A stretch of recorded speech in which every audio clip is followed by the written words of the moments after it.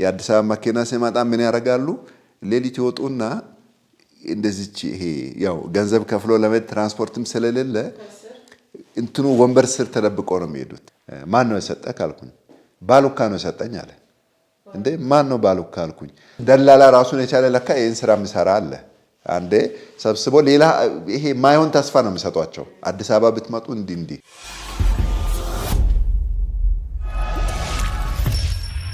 ስሜ አብርሃም ሶራቶ ይባላል። ያው የድርጅቱ ስም ኒኦሶ ኢትዮጵያ ይባላል። አዎ ኒኦሶ ማለት ከዛው በአካባቢ ቋንቋ ነው ትርጓሜው። ኒኦሶ ማለት የኛ ልጆች እንደማለት ነው ባደኩበት አካባቢ ቋንቋና እሱ ነው በጎ አድራጎት ድርጅት የሚባለውና ስለዚህ ያ አገር በቀል ድርጅት ነው። በራሳችን ነን ያቋቋምነው።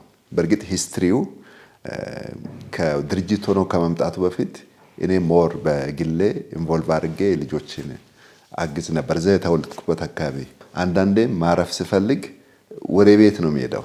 ያው እናቴ ያለች ማዘርጋ ሄዳለሁ። የተወለድኩበት አካባቢም ያው ለእረፍት ስለሚመች እዛ ሲሄድ አንድ ቀን ባጋጠመኝ አጋጣሚ ነው የተጀመረው ነገርየው። እዛ አካባቢ ሲሄድ ያው ቤት ወንድሞች ምንም የለም ሰውም ስለሌለ እናቴ ናት ያለችው። እኔ ሲሄድ ደግሞ ያው አንዳንድ ነገር የምትፈልጉ ልጆችን ለአንዳንድ ጉዳይ መላክ ትፈልጋለሽና እኛ ያደግንበት ማህበረሰብ ውስጥ ደግሞ የኛው የራሳችን ልጅ ብቻ ሳይሆን የሰፈር ልጅ ሁሉ ነው የሚላላከው። ለሆነ ነገር እኔ እንደ እንግድነት ስለሄድኩኝ እንደ ልጅ ማንንም ጠርተሽ ትልኪያለሽ። ላይም ታችም የትም ቢጠራ ልጆች ጠፉ ማለት እኔ ሰፈር ድሮ ማውቀው እንግዲህ ቶሎ ልጆች አይጠፉም። አካባቢ ላይ ሲጠሪም ቶሎ ይመጣሉ ይላላካሉ። ምንም በቃ እንደዛ ነበር ያደግነውና አሁን እዚህ ቆይቼ ሲሄድ ግን ትንሽ ስትሬንጅ ሆነብኝና ምንድነው ብዬ ጠየቅኩ። እዛ አካባቢ አንዳንድ ሰዎች ልጆች የት ሄደው ነው ምናምን ሲባል አረ ልጆች የእንትና ልጅስ እንትና ልጅ አለው? አዎ አለው። የት ሄደ? አዲስ አበባ። እንትና ልጅ አለው? አለው። አዎ። የት ሄደ? ሐዋሳ። እንትና ልጅ አለው? አዎ። እና የት? ሆሳና እና ከተሞች ምናምን ነው ልጆች ለካ። እንዴ ግራ ገባኝ። ድሮ እኛ አካባቢ ልጆች እንደዚህ ከተማ አልፎ አልፎ ካልሆነ በስተቀር በተለይ ትንንሽ ልጆች የእድሜያቸው 5 ዓመት 6 ዓመት የሆኑ ልጆች አይወጡም ከዛ አካባቢ 10 ቤትም ሆኖ አይወጡም። በቃ አካባቢም ትንሽ ብዙም ይሄን ያለ እንትን ስለሌለው አይወጡም ነበርና ኦኬ ለምንድን ነው የሄዱት ብዬ ጠይቃለሁ። አይ ስራ ሊሰሩ። እንዴት ነው ስራ እድሜያቸው ገና ለስራ ሳይደርስ እንዴት ነው ስራ የሚሰሩትና ምን ብለው ነው የሚሰሩት? ደሞዝ አላቸው ምናምን? አይ እንደዚህ ተቀጥሮ ከተማ ሄደው እንደዚህ ጀሪካን ውሃ ይገፋሉ፣ ከዛ ገንዘብ ያገኛሉ። እንደገና ደግሞ ሻይ ቤቶች ውስጥ ገብተው እንደዚህ እንጨት ይፈልጣሉ። ሁለተኛ ደግሞ ከተማ እንደዚህ አንዳንድ ሰዎች ይወስቷቸውና የቤት ስራ ያሰራሉ። እንደዚህ ከብት ይጠብቁና ምናምን እንደዛ ነገር ነው የሚሰሩትና ትምህርትስ? አይ አሁን እኮ ብዙ ልጆች ትምህርት አይማሩም። በቃ እንደዛ ስለለመዱ አልቀመጣሉና አካባቢ። ከዛ ዞር ብዬ ሳይ አካባቢ ደግሞ ያው ብዙ ሽማግሌዎች ያው ትልልቅ ሰዎች አሉና የሉም ምላላክ እነሱ ብቻ ናቸው አሉ። ከዛ ብቅስ የሚለው ድሮ ልጅ ነበር፣ አሁን ሽማግሌ ነው። የሆኑ አሮጊቶች ናቸው ለብቻቸው እንደዚህ ከብት እየነዱ ይሄዳሉ፣ ውሃ ተሸክመው ይመጣሉና እንዲህ ምሯሯጥ ልጅ ብዙ አይታይምና ስለዚህ ኦኬ ኮንሺየስ ሆንኩኝ አሁን። እና ምንድነው ችግሩ? እንዴት ነው የሚሄዱ ሲባል አይ የአዲስ አበባ መኪና አለ የሚመጣ። የአዲስ አበባ መኪና ሲመጣ ምን ያደርጋሉ? ሌሊት ይወጡና እንደዚች ይሄ ያው ገንዘብ ከፍሎ ለመሄድ ትራንስፖርትም ስለሌለ እንትኑ ወንበር ስር ተደብቆ ነው የሚሄዱት። ኦኬ ከዛ አልፎ ደግሞ ወጣቶችና ህፃናት ቢሮ አለ እዛ ወረዳ ላይና ሄድኩኝ። እንትን ያዘኝ አይምሮዬ። ምንድነው ብዬ ጠየኳቸው። እንደዚህ ልጆች እንደዚህ ይሄዳሉ እንዴት ነው ምናምን ብዬ ስጠይቃቸው አይ እኛም ተቸግረናል በጣም ከአንድ አውቶቡስ ላይ በፖሊስም በምንም ብለን እስከ 15 ልጅ መልሰን እናውቃለን በአንድ ቀን። እና አስብ እንግዲህ ሬቱን ምን ያህል ልጅ እየሄደ። ከዛ በቃ ያ ነገር ወደ ራሴ ተመለስኩና ኦኬ በዚህ አይነት አንደኛ ሁለት ችግሮች ናቸው። አንደኛ ልጆቹ ትምህርት እየተማሩ አይደለም ማለት እዛው አካባቢ ከቤተሰብ ጋር አያድጉም፣ ትምህርትም አይማሩም፣ አይድል ነው የሆኑት። በዛ ወጥተው ይቀራሉ፣ ሲመለሱ ትምህርትም አይፈልጉም። ሁለተኛ ደግሞ እነዚህ ትልልቅ ሰዎች ሽማግሌዎች አሮጊቶች የሚያግዛቸው ሰው ብሎ የሚጠሩትም ሰፈር ላይ ባዶ ጠፋ ማለት ነውና እነዚህ ክፍተቶች አዩና እዛ አካባቢ ነው ያደግኩበት ኤሪያ ላይ በራሴ ነው ያም ምንድነው ማድረግ የምችለው አሁን ስለ ኤንጂኦ ምንም እውቀቱ የለኝም እኔ ማድረግ የምችለውን ነገር አሰብኩና ቢያንስ እዛ አካባቢ 50 100 ልጆችን ማገዝ ብችል ችግሮቹን ወርክአውት አደረኩ ምንድነው ችግሩ እዛ አካባቢ ያለው እና ችግሩን ሳይ አንደኛ ፔር ፕሬዠር አለ እንደዚህ የጓደኞቻቸው ቀድሞስ የሆነው ወይ አዲስ አበባ ይመጣና ወይ ሐዋሳ ወይ የሆነ ከተማ ሄዶ ይሄ መስቀል አለ አይደል ደቡብ አካባቢ ላይ ያው መስቀል ሞቅ ያለን ሁሉም ይሄዳል ሲሄድ የሆነ ጂንስ ምናን ቀይሮ ይሄዳል ከዛ ሌሎቹ ያዩታል ከዛ ያችን ያዩ እንዴት ነው ሂስትሪው ይነግራል እዚህ ከተማ ላይ እንዲሰርተ እኮ ገንዘብ ታገኛለህ ምናምን ብሎ ያባብላል የሄደው ስለዚህ ያው መንገድ ይፈጥራሉ ማለት ነው እንዲህ አድርገው ከዛ አልፎም ደግሞ ሌላ ምን ችግር ነው ድሮ ከዛ አካባቢ ቀጥታ የአዲስ አበባ መኪና አልነበረም አሁን አስፋልት ተሰርቶ ቀጥታ የአዲስ አበባ መኪና ስላለ ላጥ ብሎ በዛ ላይ ገብተው መንገድ መሰራቱ ጥሩ ሆኖ ግን ሌላ ተጨማሪ ችግር አብሮ ይዞ መጥቷልና ምናልባት ያልተጠነ ነገር አለ መንግስት አንዳንዴ መሰረተ ልማቶች ሲሰሩ አንድ አካባቢ ላይ የሚፈጥረው በጎ ነገር ተጽኖና መልካም ክፉ ማለት ኔጌቲቭ ሳይዱ እንዴት ወርክ አውት ይደረጋል ተብሎ ሁለቱንም አመዛዝኖ ለዛም መፍትሄ ጭምር አብሮ ልማት ቆንጆ ነው ይሰራል ግን የሚያስከትለው ነገርስ የሚባለውን አብሮ ወርክ አውት ቢደረግ ችግሩ ሰፍቶ የሚሄድ አይደለምና ድሮአዊ ሱሱ ምናምን ነው ሰው አይደል እንትንም የለም መንገድም ስላልነበር ልጆች ወዴት እንደሚሄድ ማቁም አሁን አስፋልት ወጣሽ ቀላል ነው የትም ብድግ ብለሽ ትሄጃለሽና ያንንስ እዛ አካባቢ ደግሞ ሌላ መፍትሄ ህፃናቱ ላይ የሚፈጥረው ነገር አካባቢ ማህበረሰብ ላይ የሚፈጥረው ነገር አብሮ መታየት ያለባቸው ችግሮች እንደሆኑም አየሁና እኔ በበኩሌ በኔ ያቀም ምንድነው ማድረግ የምችለው የምብላውን አሰብኩኝ ከዛ በኋላ እዛ አካባቢ ላይ በጣም እንግዲህ የወጡ ልጆችን መመለስ ከባድ ነው አልችልም እኔ የኛም ደግሞ ሞቷችን ዋናው አሁን የመጣልኝ በደንብ ችግሩን ሳጠና የመጣልኝ ነገር ምንድነው ፍልሰትን ከምንጩ እዛው መግታት የሚል ነው የመጣልኝ ምክንያቱም የወጡ ልጆችን እዚሁ ነው አዲስ አበባ አንዳንድ ሂስትሪ ስለማቅ ታሪኮችን ስለማቅ የወጡ ልጆችን መመለስ ወደ ካምፓቸው ወይም ወደ መጡበት ወደ ቤተሰቦቻቸው መመለስ በጣም ብዙ ኢንቨስትመንት ነው የሚጠይቀው ልጆቹ ውጭ ለምደዋል ይሄ ህፃናት ስለሆኑ ከቤት ልቅ ውጭ ከልጆች ከጓደኞቻቸው ጋር እንደዚህ የተላፉ ምን ይሆኑ ምኖሩትን እቺን የሚስቧት ነገር ከተማ ላይ ያን ከለመዱ በኋላ መመለስ እነዚያ ልጆች ሳይኮሎጂካሊ ወርክ አውት አድርገሽ ብዙ ነገር አስተምረሽ መመለስ ጊዜ ጉልበት ብዙ ነገር ነው የሚፈጀው ብዙ አቅም ይጠይቃል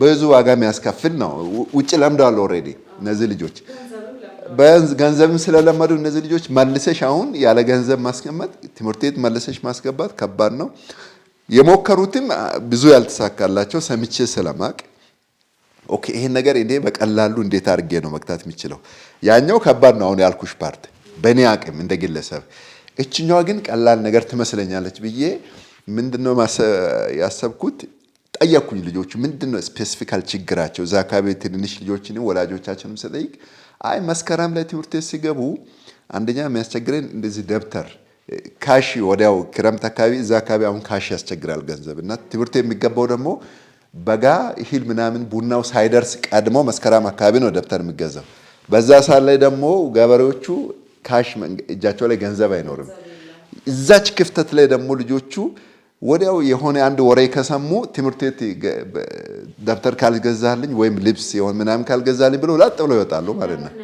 እንደ ምክንያት አድርጎ ይወጣሉ እቺን ነገሩኝ ወላጆቹ ኦኬ አልኩና እንደዚህ አይነት 4-5 ደብተር መግዛት ማይችሉ ወላጆችን ሴሌክት አደረኩ እዛ አካባቢ ቸርቾች ምንም ማስገድ ምንም አሉ ሰዎች ብቻ እዛ ኤሪያ ላይ ዝም ብዬ ዞር አልኩና ክሪቲካል ኬዝ ያላቸው ልጆች ፕሮብሌም ኤሪያውን ወርክ አውት አደረኩ ኦኬ አሁን ችግሩ ደብተር ነው ለዚች ደብተርና እስክሪብቶ ብሎ ከተማ ሄደው ቀጣይ ላይፋቸው ሁሉ ነው የሚያበላሹት በጣም አሁን እዚህ የምታዩ ልጆች በጣም ከባድ ነው ከተማ ላይ ያሉ ልጆች ከየትም የመጡ አይደለም እኮ ከገጠር የመጡ ናቸው ሌላ በጣም ሲሪየስ ኬዙን በኋላ ነግርሻለሁ እንዴት እንደሚመጡ እና ሁለተኛውን ኬዝ ማለት ነው ይሄ በኔ ሳይድ ያየሁበት ኬዝ ነው እና ምንድነው ማድረግ የምችለው ብዬ በራሴ አቅም ማድረግ የምችለውን ልጆችን ሴሌክት አደረኩኝ ኦኬ ደብተር ችግር ከሆነ አንደኛ ደብተር መገዛት እንዳለበት የኔ አቅም ማልችል ከሆነ ደግሞ ያለውበት ኤሪያ ላይ ሰርክል ላይ ያሉ ሰዎችን ማስተባበር ስለሚችል ይሄ ማስተባበር እንዳለብኝ አሰብኩኝ በደንብና ሁለተኛ ደግሞ ይሄ ልብስ በጣም አሮጌም ልብስ ይሁን ችግር የለውም እነሱ ይሄን ያለ ቅንጡ ነገር አይፈልጉም ከዛ ልብስም አሮጌ ልብስ መሰብሰብ እንዳለብኝና ደብተር ገዝቼ ልክ ትምህርት ቤት ማግቢያ ላይ እንደዛ ነገር ፕሮቫይድ ባረግ እነዚህ ልጆች ችግራቸው ይሄ ከሆነ ቀጣይ ሌላ የምግብ ችግር የኑሮ የጤና እሱ ይከዳል በኋላ ግን መጀመሪያ ኮር ፕሮብሌሙ ከዚህ ነው መነሻው ያለው ልጆቹ ጋር አሁን ደብተር ቀጥታ ከልጆቹ ጋር ነው የሚገናኘው ልብስም ቀጥታ ከልጆቹ ጋር ነው የወላጆች ጉዳይ በኋላ ነው ምግቡ ምኑም ይሄ ኢኮኖሚካል ፕሮብሌሙ ወላጆች ጋር ነው የሚመጣው ልጆቹን ግን ቀድመሽ በደብተር ካስሽ አንድ ልጅ ወይ ልብስ ከሰጠሽው በቃ አስቀረሽው ማለት ነው ልቡን ይዘሻል አይምሮውን የትም አይሄድም ስለዚህ መጀመሪያ ፕሮብሌም ኤራው ልጆቹ ጋር ነው የችግሩም ታርጌት ባለቤቶቹም ልጆች ስለሆኑ እነሱን መጀመሪያ እነሱን መያዝ አለብኝ የሚለውን እነዚያ ልጆች ሴሌክት አረኩኝ ከዛ በኋላ አዲስ አበባ ተመልሼ መጣውና የተወሰኑ ሰዎችን አስተባበርኩ ችግሩን እየነገርኩኝ እግዚአብሔር ይስጣቸው ሰዎቹም በቃ ሰውም ልክ ሲረዳ ቶሎ ብሎ ደብተር የኛ ሰው ጥሩ ነው አንዴ ገፍቶ ቢሄዱ ጥሩ ነው ግን ወዲያው ደብተሩ ምኑም ተሰበሰበ ከዛ ድሮ የሰራውበት ትምህርት ቤት ሄድኩኝ ሄጄ ልጆቹም ህፃናቱም የወዱኝ ስለነበረ ትንሽ እኔ ከወጣው በኋላ አድገዋል ያው በደረሱበት ደረጃ ሁሉንም ክላስ ተፈቅዶልኝ ገብቼ ልብስ አሰበሰብኩ ከነሱ ለምሳሌ አምና ያንቺ ልጅ ለብሶ ያሳለፈው ዩኒፎርም ዘንድሮ ማይለብስ ከሆነ ለነዚህ ልጆች ቢሰጥስ ያ አሮጌ ዩኒፎርም የአንድ ልጅ ህይወት ነው የሚያድነው እና ይሄ በጣም እኔ ሰው ይሄን የሚያዳምጡ ሰዎች በተለይ የሰውን ይሄ ህይወት ለማዳን በጣም ብዙ ነገር ማድረግ አይጠበቅም ከኔ ልምድ በጣም ቀላል ነገር ናት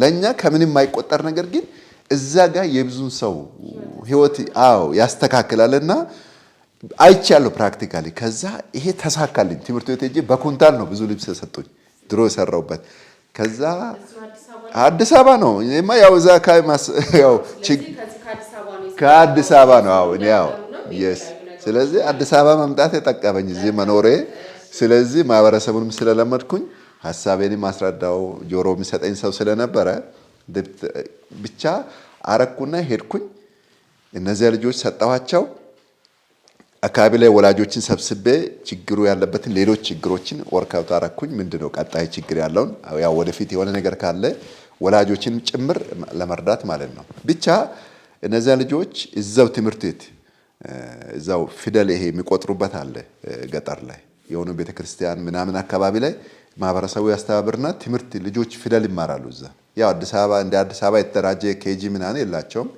እኛም ድሮ ያው ፊደል ተምረን ቆጥረን ነው ቀጥታ በደበኛ ስኩል ምንገባውና ስለዚህ እነዚህ ልጆች ደብተር ይዘው ሲሄዱ ደስ ይላቸዋል በቃ አዲስ ደብተር አገኝተዋል ከዛ ለነሱ ትልቅ ነገር ነው ከዛ እንደዛ ያረኩኝ መጀመሪያ ዙር 50 ልጆችን ነው ያስኩት አንድ ልጅ ወደ ከተማው እንደ ቀደሙ ልጆች ሳይመጡ የመጀመሪያ ዓመትም ተማሩ ቀጣይ ዓመትም ተማሩ በቃ ይሄ ከትምህርትም ጋር እየተላመዱ ሲመጡ አቴንሽናቸው ወደዛ ያረጉ ለምን ደብተር የሚሰጣቸው ሰው አገኝተዋል መሃል ላይ ደግሞ መሃል ዓመት ላይ ምን አደርጋለሁ ልብስ ይሄዳለሁ እንደገና አሮጌ ልብስ ሰብስቤ ግማሽ ሴምስተር ላይ ለምን ደብተሩ አንድ ለዓመት ነው የሚበቃቸው ግማሽ ሴምስተር መሃል ላይ ወስደና ደግሞ አዘናጋቸዋለሁ ማለት ነው ስለዚህ ያቺን ያረኩኝ አንደኛ ዓመት 50 ልጆች ቀጣይ ዓመት ሞር እንትኑ ሳገኝ ወደ 100 አደገ ማለት ነው እንትኑን ያሰፋው እዛ ኤሪያ ላይና ደስ አለኝ እኔም ልጆቹም እዛ አካባቢ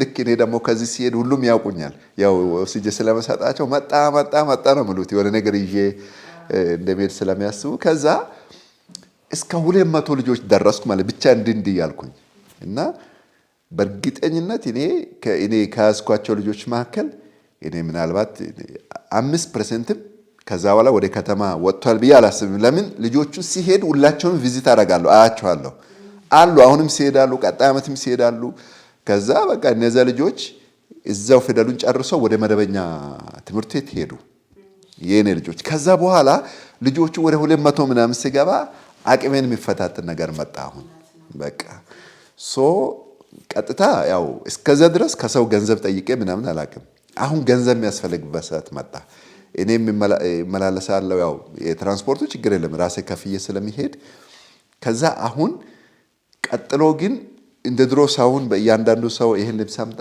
ምናምን ያው አምና የሰጠ ሰው ምናልባት ደግሞ ላይሰጥ ይችላል፣ ላይኖረውም ይችላል። ባለው ሳር ነው የሰጠውና ስለዚህ እነዚህ ነገሮች ተጨማሪ ፍላጎቶች ስለሚመጡ እንዴት ነው ገንዘብ ደግሞ የሚጠየቀው? ሰው ገንዘብ እኔ ብጠይቅ አሁን ይሰጣል ምናምን አልኩኝ። ልብስ ብጠይቅ ሰጥቶኛል፣ አሮጌ ልብስ። ደብተሬን ብጠይቅ ያው ካለው ከልጆቹም ሼር አድርጎ ሰጥቶኛል።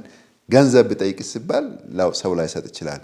አንዳንድ ሰዎች አይማከርኩ ምንድነው የሚደረገው አልኩኝ። አሁን እነዚህ ልጆች ምንድነው ማድረገው? ሜዳ ላይ ሊተዋቸው ወይ? ምን መጣልኝ? ኤንጂኦ ቢሆን ቢቋቋም ላይሰንስም ስላለው ስለሚወጣ በኔ አካውንትም ስለማይገባ ቀጥታ ኤንጂኦ አካውንት ላይ ስለሚገባ ሰው ትረስት ያደርጋል። ስለዚህ ትረስት መፍጠር አለብኝ መጀመሪያ የምላው ጋር መጣው። ኦኬ ከዛ ተንቀሳቀስን። በኋላ ላይሰንስ ወጣ ማለት ነው። ላይሰንስ አወጣን። በቃ የኒኦሶ ኢትዮጵያ የሚል ኒኦሶ የኛ ልጆች ያው የሚል ያው እንደራሳችን ልጆችንም ስለሆነ ነገሩን የጀመርኩት ስሙንም ከዛ ጋር አገናኘውና አንደኛ ውጤቱን አይቼ ያለው ደስ ብሎኛል። ከዛ እንደው አንድ ደስ የሚል ታሪክ እንገርሽ ደስ ስላለኝና የሆነ ጊዜ ልጆቹ አድጋውል ሁለት ሶስት ምናምን አመት ስለሆነ ያው ትምህርት ቤትን ገብተው ከፍ ብለዋል። ማገናዘብም ደረጃ ስለደረሱ አጋዥም ስላገኙ ትምህርት ቤት ሄደዋል። እኔ ቀጥዬ ባላግዛቸው እንኳን ራሳቸው ኢንካሬጅ ሆነዋል ለመማር። አዎ ከዛ አንድ ቀን ከዚህ እንደዛው ኖርማሊ እረፍት ማዘርጋ ሄጄ ወክ ያረኩኝ የሆኑ ህፃናት በጀሪካን ውሃ ይዘው ያው እዛ ቤተሰቦቻቸውን ያግዛሉ ብዬሻለሁ። ለምሳሌ አንድ የ6-7 ዓመት ልጅ 3 ሊትር ጀሪካን ይዞ ውሃ ቀጥቶ ይመጣል። ይሄ ጥሩ ካልቸር ነው። ከባድ ሳይሆን ለነሱ የሚላላኩበትን ይለምዳሉ ቤተሰብ ማገልገልና ከዛ ወክ ያረኩኝ እዛው ሰፈር ውስጥ ነው። ከታች ወንዝ ውስጥ ውሃ ቀጥተው ሲመጡ የሆኑ ልጆች አየውና ከመካከላቸው አንደኛ የኛ ቁምጣ ለብሷል እኛ የሰጠነውን። አንድ ጊዜ የሆነ 2 ኩንታል ምናምን ቁምጣ ይዤላቸው እጄ ነበር። ያገኘሁትን ነው ወስጄ የሚሰጠው። ቁምጣ ደግሞ ትልቅ ነገር ነው ለነሱና የኛ ቁምጣ ካሌሯን አውቃታለሁ አይነቱን እና አየሁትና ከዛ ጠየቁት ይሄ ቁምጣ ማን ነው የሰጠህ አልኩት። አንተ እኮ ነው የሰጠኸኝ አለ። እና ኦኬ ትምህርት እየተማርክ ነው? አው እየተማርኩ ነው። እና ከዚህ በኋላም ሌላ ቁምጣ ታመጣልኛለህ? አዎ አመጣላለሁ። ቁምጣ ካመጣልኝ ሁለተኛ ከተማ የሚባል ነገር አላስብም አለ። አንድ ቁምጣ አሁን ልጁ አቴንሽንን ያዘኝ። እንደ ቁምጣ ካመጣልኝ ከተማ አልሄድም አለ። በቃ ወደ ከተማ አልሄድም ትምህርት እማራለሁ አለ። የኔ ደግሞ ታርጌቴ ልጆቹ ወደ ከተማ እንዳይፈልሱ ነው። ካደጉ በኋላ ይምጡ እኮ ችግር የለም። ያው ሀገራቸው ነው ከተማም።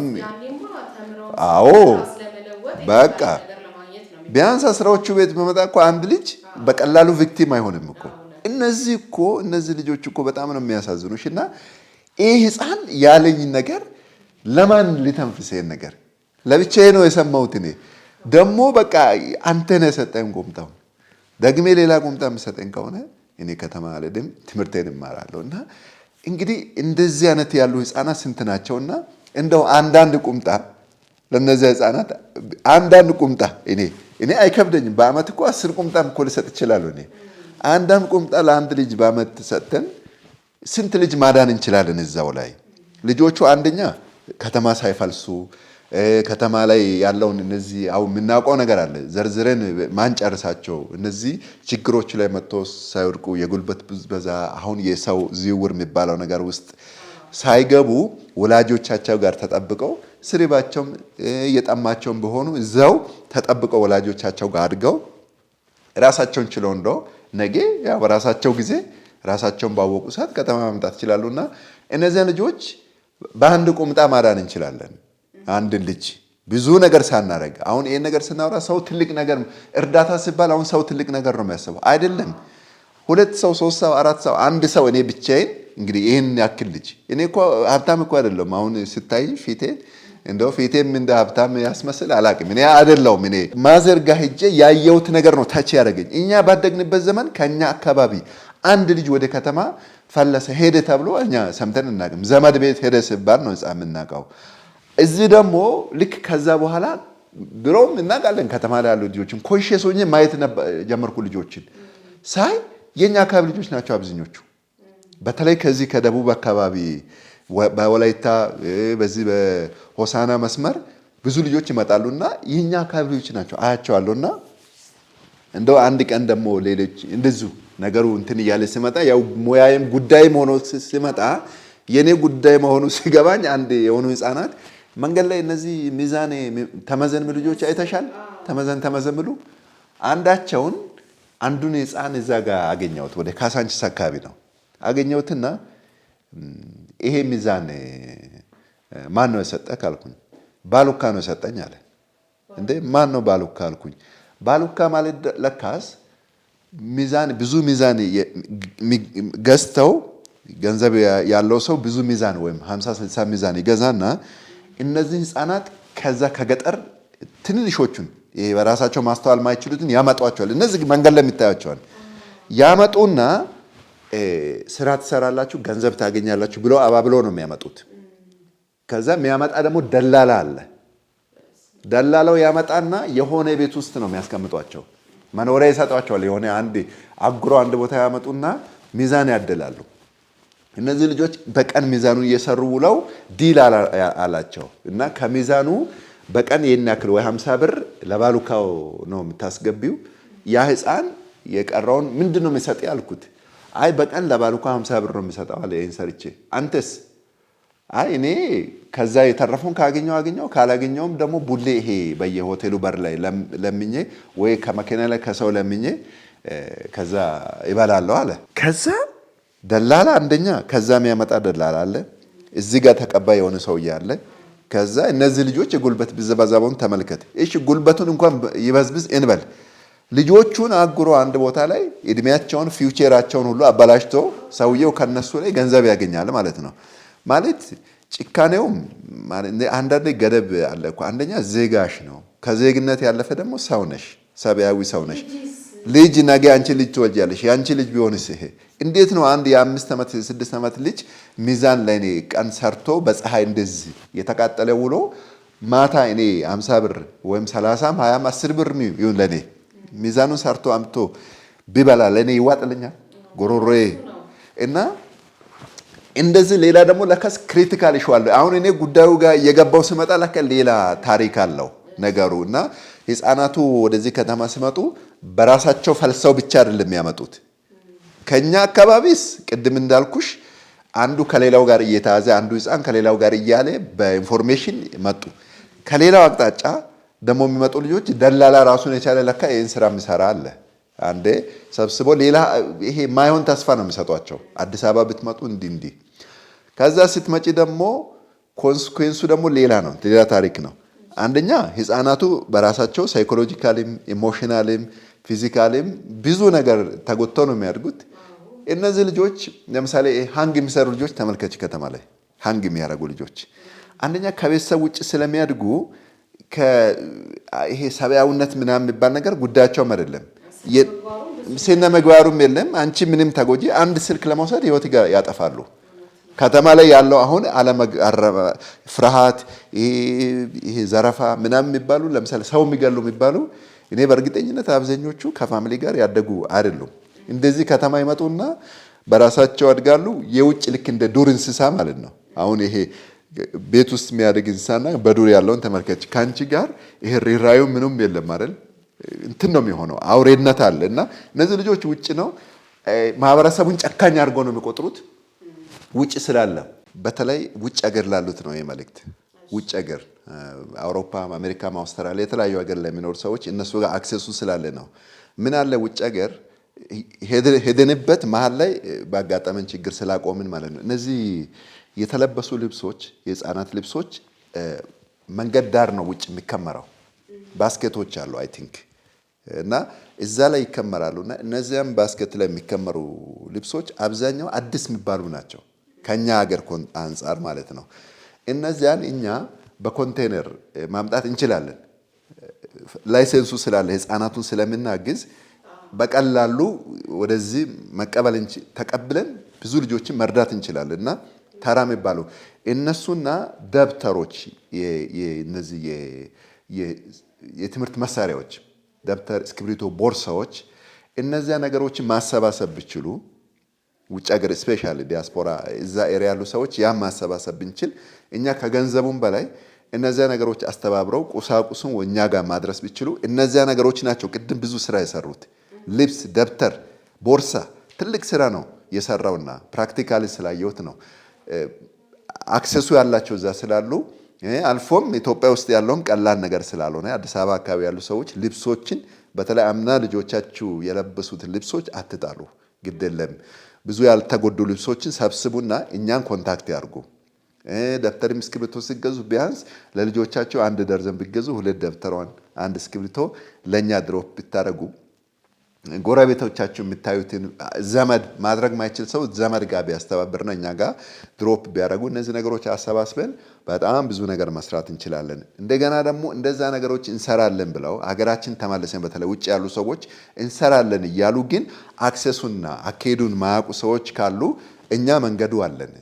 እኛ በቀላሉ ምንም እንዳትቸገሩ ደግሞ ኦሬዲ ከሲቪል ማህበራት አክሶ ጋር ምንም ላይሰንስ ስላለን እነሱ ጋርም ዳይሬክት ግንኙነት ስላለን መንግስት ፈቃድ ሰጥቱን ስለሆነ እየሰራን ያለ ነው።